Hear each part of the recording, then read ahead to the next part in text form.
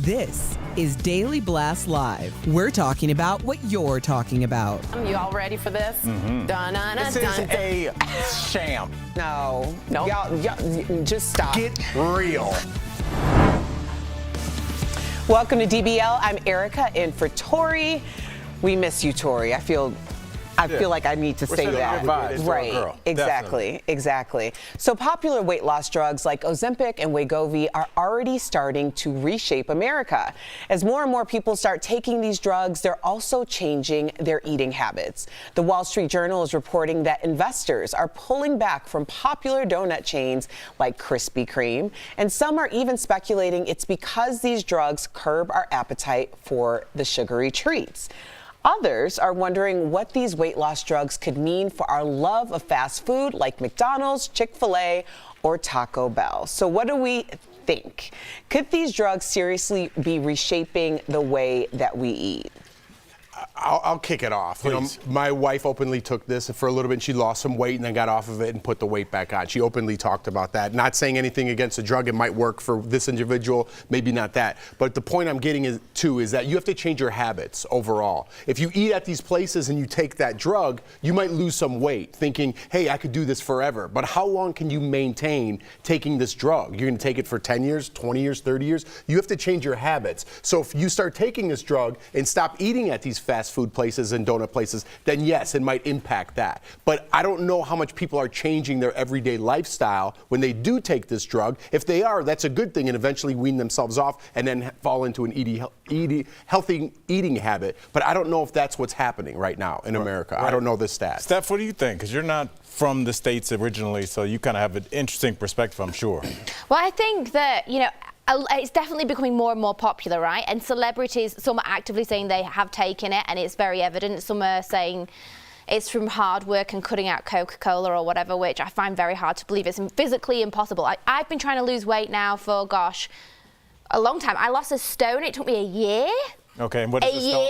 And so it's like 14 pounds. Okay. So literally, but when you see like a celebrity and they're saying, oh yeah, I've lost all this weight and it's been like 3 months, it's like, come on, please. Well, you can lose 2 pounds a week, and when you have more weight to lose, you can lose more weight. I can attest to that because I was somebody who did 8 months on very strict dieting, but the issue is I did 8 months on very strict dieting. I would lose 25 to sometimes 40 pounds, but because my diet was so strict, there was no way for me to maintain that. So it feeds the beast, because you start gaining weight, you get depressed about gaining the weight, you get a little discouraged, and then you gain more weight. So you have to be really, it's almost like taking baby steps is the better way of doing it, in my opinion, at least for me, because that's how you gradually start to change the habits. I do want to sneak this in, Erica. 43% of America is obese. 43, so it's almost half of us. At 194 million people, 60% of adults who are trying to lose weight basically said that they would try this drug. And a lot of times when we talk about obese people, there's always this thought that they're lazy. Well, statistically, are we saying that 1 out of every 2 people is lazy? To say, Eric, that math don't math. And it makes me think that maybe it's our food, the food that we're getting, and our lifestyles, because everybody's got a side hustle. So if you're a teacher and then you go to work for Uber, what are you going to have an organic salad? You're going to get McDonald's on the way. So I think our lifestyle and the economic system that we live under also affects why people eat the way they do. Very valid point. But it's not just the way that we eat that could change. Weight loss drugs have also had a very serious impact on other things, according to some experts. One possible change could be in the types of clothes we buy. More people could join gyms and fitness clubs, and even airlines could save millions as passengers start to lose weight. Airlines saving millions. What was it? If every passenger lost 10 pounds? Yeah. They would save something like $80 million a year? They would. United Airlines reported it could save $80 million a year if the average passenger lost 10 pounds. So let's do it for United. Yeah. It's, let's not. I know, and say we did. But it does go to show you that, our country as a whole is struggling with this. And I think that we tend to find people that are overweight and find ways to mock them. Those my 800-pound life shows and things like that. That's not about helping those people. Like, it's about looking and being like, I'm not like her. And I think it's because we're all self-conscious of our weight. But I really do think it's hard to find good food that's affordable. But Al, you made a point just a minute ago saying coming from Europe and the difference. I remember when I first moved to America, I found a lot of food really disgusting tasting in America. And I could physically taste the chemicals, and I could tell that it was the meat. For a long time when I first moved, I couldn't eat it. Now I'm so used to it, and now it's like, I'm gonna eat meat. You know what I mean? I'm gonna eat it. You're one of but us. I remember when I first came, I was like, I couldn't believe the difference in taste. And I couldn't, one, the difference in taste, definitely chemically induced. Two, I definitely put on a dress size very quickly, which is surprising. Three, I remember thinking like chocolate doesn't even taste like chocolate, and then I researched it and I was looking into it and I was like, why doesn't it taste like it does at home? And basically, in order to preserve it for longer, instead of actually using more chocolate, there's a lot more sugar. Then they use powdered milk as opposed to real fresh milk to make it last longer, have a better lifespan. And obviously America is so huge and so vast, and in order for some people to get access to that food, they have to add those preservatives to make it last to get to those shelves, right? That's a good But point. it's shocking when you actually look into it and you see, and it doesn't surprise me that as a nation, America is a bit bigger than other places because of those things that are everyday people. How can you change that unless you're going to go live on an organic farm and grow it yourself? What are you going to do? Yeah. Well, there's another way that these weight loss drugs are changing things. It's fueling all sorts of speculation when people lose weight that these drugs are involved. Now, Kelly Clarkson is a recent example. She stunned fans with her recent weight loss following her divorce, and some are calling it her revenge body, but others are convinced the only way she lost the weight as quickly as she did is with the help of drugs. But Kelly maintains the 40-pound weight loss was from limiting sugar and carbs while also adding cardio. So how do you all feel about this new stigma? Is it fair? Does it really matter how she lost the weight? I feel like I can speak to this. Yeah, I wanted to throw it back. Because it doesn't matter how someone loses the weight. However, if you are using something, whether it be a surgery or a drug, and you're denying using it when you have the opportunity to say nothing about it, then I hope that you're telling the truth. I personally think it's completely feasible that Kelly Clarkson lost 40 pounds. She looks great, and she looks like she's done it gradually. You see people who don't look like it's happened gradually, and there tends to be a gauntness, there tends to be some other indicators that this was something that happened overnight. But when you lose 40 pounds, which I've done, and you're doing it 1.5 pounds to 2 pounds a week, then yes, you can absolutely get those results. And I really feel like she's transparent enough to say, this is what I'm doing. Yeah. Also, when you're doing cardio, I was doing up to 2 hours of cardio a day. Yeah, you can lose 40 pounds. Also, she's just had a divorce, and that is stressful. And people, when you see people post-divorce, they do look very slim. And I think it's the stress. Yeah, pure stress. It's a motivator. Yeah, it's a motivator when he took her money. Coming up on DBL, our interview with the man who's sharing how he survived being revived 8 times during a major heart attack. And the Beatles have a new song thanks to AI. We're going to take a listen next.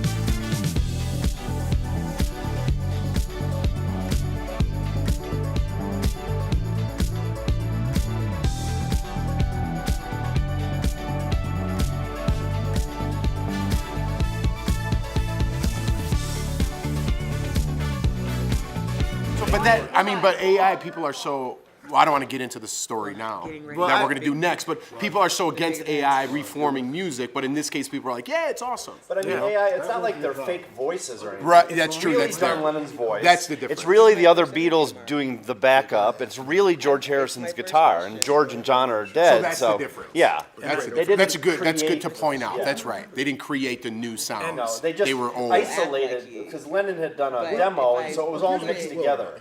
And they were able to pull out just his voice voice and improve it so it was more record quality than a demo would have been. I think that's important to point out because it's not Frank Sinatra singing Tupac or whatever, right? It's not fake. Yeah. It's I don't know. It's interesting like what some people are like I want a real human voice singing, but I'm like, weren't the Gorillas popular? They were like kind of AI simulated. Remember that group? They were. So it's like it's just weird where some people. Nobody really got that reference. I got it. No, I got it. Yeah. Well, of course we got it. Yeah. You said it. Oh yeah. I got it.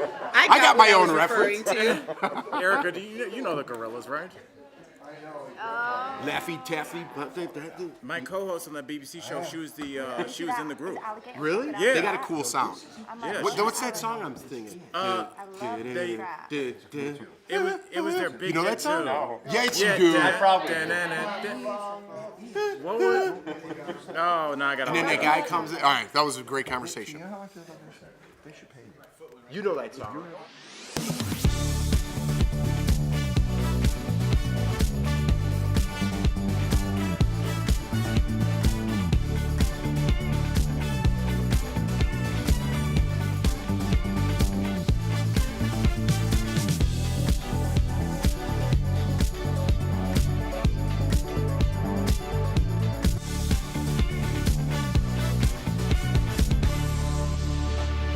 Welcome back to DBL. The wait is finally over. The Beatles dropped what they're calling the last Beatles song ever. They also released a short film about the project.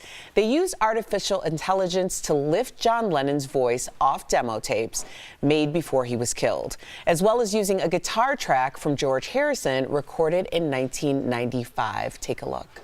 To still be working on Beatles music in 2023, wow.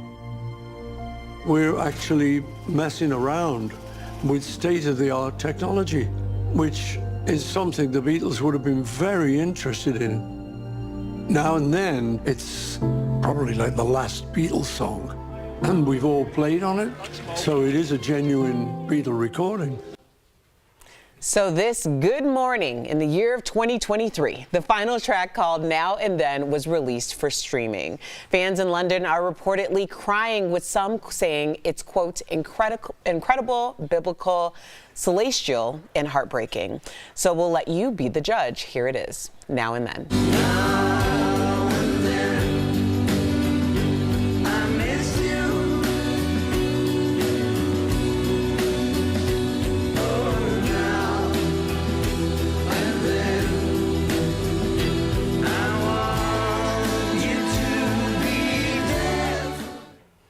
So Steph, as our resident Brit, what did you think? That's amazing. That is technology at its finest. I've got a real problem sometimes with how fast we're progressing and AI and using people's likeness and for things that they would never have said or done. This is the Beatles. This is real. I'm just absolutely gobsmacked. I didn't listen on purpose because I wanted to know how I genuinely. That could have been off an album like years ago. Do you not think that's so beautiful? I do. Beautiful. I was just looking at you like, are your eyes watering? Yeah, like you're having such an emotional reaction. I was just like looking at you. I think the Beatles they're one of the most amazing, incredible acts of any generation, and for years to come we'll still be listening. And the fact that we've got this incredible gift is just so beautiful. How wonderful. And it's the thing I like is that doesn't sound like it's been modified, like it's not, you know, I don't know, Kelly Clarkson in 10 years' time pretending to sing like Madonna did in this song or whatever. This is literally them. This is their talent. This is their voices, their instruments. Oh, it's just right. I mean, those sounds were captured, and I think a lot of albums are recorded in different places where they record the horns in a different studio than they do the vocals. Yeah. And so this is a very organic way that an album's put together, and I think that reaction shows it. Well, I'm glad the fans are excited and literally crying in the streets, yes, which is reminiscent of when the Beatles first came out. So coming up on DBL, a man who died 8 times during a massive heart attack at the age of 40 is sharing how he miraculously lived to tell the tale.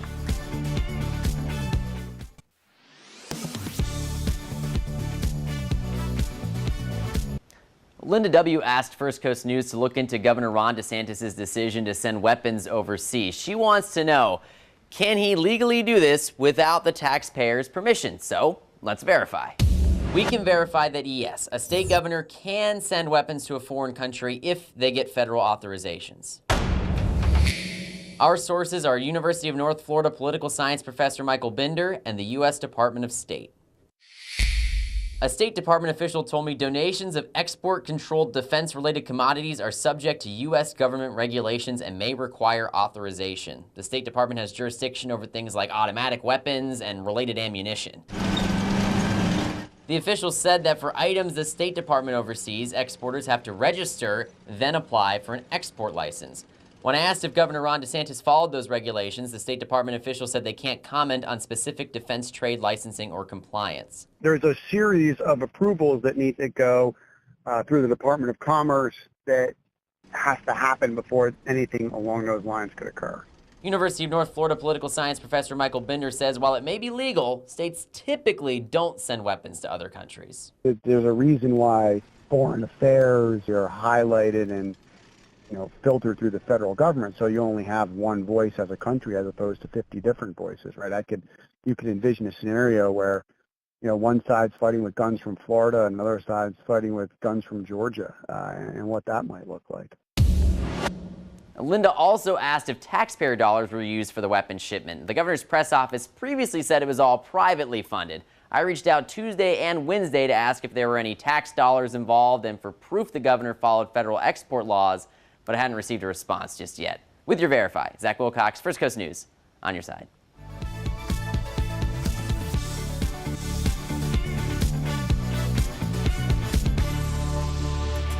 Welcome back. Are you afraid of dying? If so, trust me, you're not alone.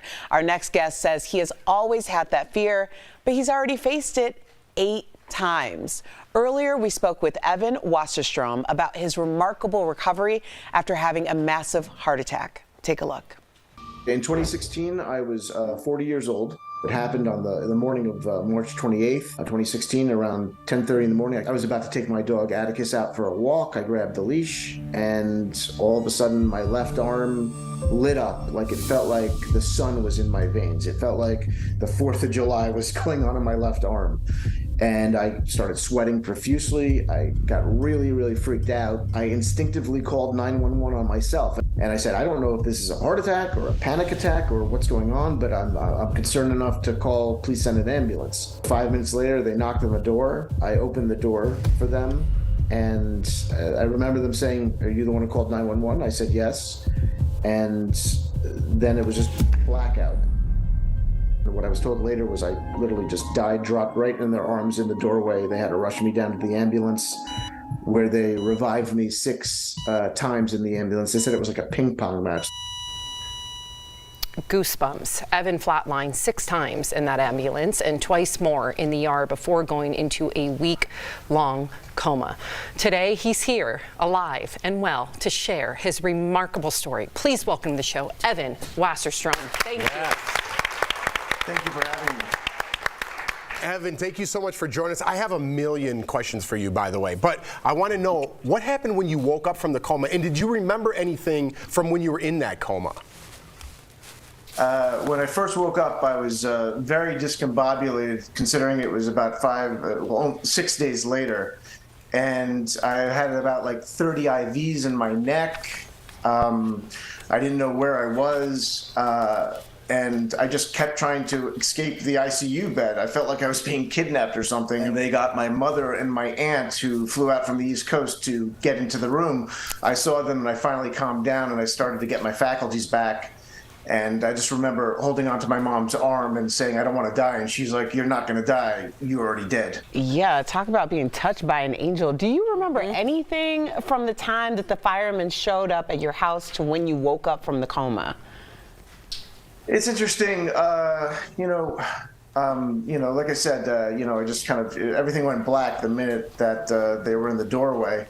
But it was like a memory almost that I kept thinking that, oh, wow, why do I have this, image in my head of me looking down, like I felt like I was like floating in my apartment lobby, almost like, floating in a pool, weightlessness, void of emotion, looking down at them, wheeling me out on the stretcher out to the ambulance. And when I told that to the doctors and nurses, they were like, that's exactly how we got you out of your apartment. Wow. You actually got to know the EMT that saved your life. What does your relationship with him look like today? Oh, there he is. Look at that. Yeah, Ed, he's wonderful. He's a wonderful man, very spiritual. In fact, he told me, I visited him 2 months later. I took all the firemen out to breakfast. Wow. Kept bringing by donuts and vat of coffee for them throughout that first year. But he was actually filling in for a paramedic at that West Hollywood station. He was from the Los Feliz station. He was just filling in for somebody. And he revived me the 6 out of the 8 times in the ambulance. So they told me that I should go visit him. He was about 2 weeks from giving his notice because he was doing it for 10 years. He was just kind of wanting to move on. But after reviving me, those 6 out of the 8 times, he got so inspired by the job. He's still in it today, and he's thriving. You saved 2 lives were saved. That's amazing. How serendipitous that you guys met under those circumstances, and you're still friends to this day. Yeah. Very cool. Well, I have to ask you on behalf of everybody watching this, does this cure your fear of dying, like after you've died 8 times? It definitely has given me more zest for life, but the fear is not gone because I know that, I got to cheat death a little bit, but there's still that 9th time coming sometime, for everybody. So it's not really gone, the fear. It's just kind of always a part of me. Evan, thank you for joining us today and sharing your incredible story. We appreciate you. Thank you. Thank you for having me. Thank you. Video has almost 8 million views, and young girls are commenting on the video saying they are nervous and throwing away their sports bras. So I spoke to a doctor who verified if wearing a sports bra can actually cause breast cancer. If you wear your sports bra all the time, you need to stop. Kelly Hayes on TikTok is urging people to listen to this message after her doctors found a lump in her breast. They told her wearing a sports bra can cause fluids to get stuck in her lymph nodes. When you have compression on them all the time, it gets extra fluid because it can't go anywhere. Now people on social media are panicking, trying to figure out if this can increase the risk of being diagnosed with breast cancer. So let's verify, can wearing a sports bra cause breast cancer? Our source is Dr. Tim Martindale, owner of a family practice physician in Waco. He says sports bras are actually great to wear. If you don't wear a bra, there is an element of sagging of breast, of lengthening of the ligaments, which tends to be permanent. So if you like to have the best shape and health of your breast, support for them is a healthy thing. Martindale says the woman in the video never got breast cancer. It was something completely different. It was a nodule that was harmless. The lumps Kelly talked about do not deal with breast cancer at all. Some people are concerned about something called lymphedema, where you can develop thicker secretions that build up and cause troubles. Number one, that has nothing to do with breast cancer, but it does have something to do with breast health. Martindale says there are ways you can improve your breast health. The idea of fluid pockets, that can be helped with the massage, and the sports bras don't make that worse. And for those concerned, you can decrease your chances. Weight loss and staying away from alcohol and tobacco or cigarettes or nicotine. Martindale encourages those to do research before trusting what you see online. Look at a reputable site for medical information or ask your physician. So we can verify it's absolutely false. Our experts say wearing a sports bra is safe. There's no increased risk for breast cancer, and they're more healthy than not okay. For 6 News, I'm Sydney Deshawn. For many people, bird chirps are nature's soundtrack for their morning. But some people believe they're seeing fewer birds than they used to.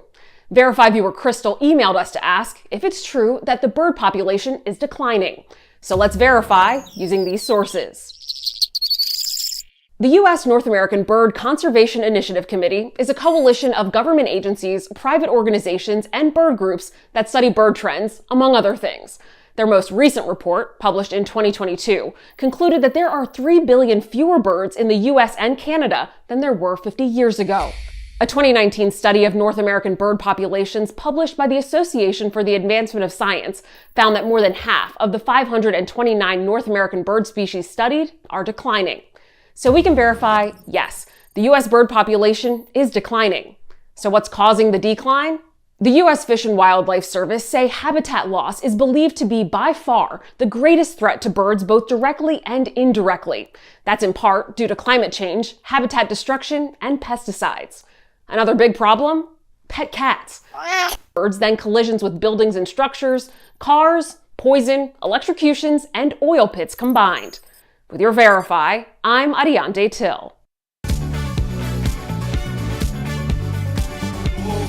This November, Sandals is giving thanks with an all-inclusive vacation giveaway to Sandals Resorts. Watch DBL every day for a word of the day. Then enter at dailyblastlive.com/sandals for your chance to win a 4-day, 3-night escape for 2 to any Sandals resort of your choice. The winner will be announced on DBL November 22nd. Today's Sandals word of the day is cabana. Welcome back. We've got some great deals from our friends at Morning Save. Check them out. Steph, what do you have for us today? Hey Tori, hey DBL Nation. We are super excited to show you the deals today. And as ever, they are so fabulous. Get ready to shop with us. Let's check out what we've got. First up, I've got the Calphalon Premier Space saving 8-piece hard anodized non-stick cookware set. Whoa. So this deal includes an 8-inch frying pan, a 10-inch frying pan, a 6-quart stock pot with a lid, a 3.5-quart saucepan with a lid, and a 2.5-quart saucepan with a lid. And normally it's $530. Guess what? We've got it for just $139.99 for the full set, you guys. That's saving 74%. And now this is a really handy device as well, Tori. We've got the Sunbeam automatic blood pressure monitor with a voice broadcast. Okay, this is great. So this still includes one pressure machine with a cuff, and this blood pressure monitor announces easy to understand, clinically tested, accurate results out loud. Smart. Normally it's $35. But you guys, we've got it today for $16.99. That's saving 51%. And then we've got the 60-pack mask bar, 24-karat gold hydro gel eye masks. Wow. So excited. The deal includes 60 packs of left and right eye patches. Normally it is $70. It's very pricey, but guess what, guys? We've got them for $20. So that's saving you guys 71%. And then this is our last item today. It's the 4-pack Boogie Board Versatiles Memo Boards. So this deal includes 4 memo boards with 4 stylus pens. So normally these are $35 each. We have got a 4-pack for $29.99. That's saving 79%. Head on over to morningsave.com to snag these amazing deals at the lowest prices, or just scan that QR code. It's right on screen. It'll take you directly to these products on Morning Save's website. Thank you so much, Steph. Before we go, we want to give a big shout out to the Texas Rangers. Yes. For the first time in franchise history, after 63 seasons, they won the World Series last night. They beat the Arizona Diamondbacks 5-0. Way to go, Rangers. Yes, and they did it without their best player for the last 2 games, so it was a big deal. Shout out to the Rangers. Hopefully my Guardians will be next. We need a World Series. All right, When shout was the out last to time you were in Rangers. the World Series? Oh yeah, the Cubs won. Same time, same place tomorrow. See you then.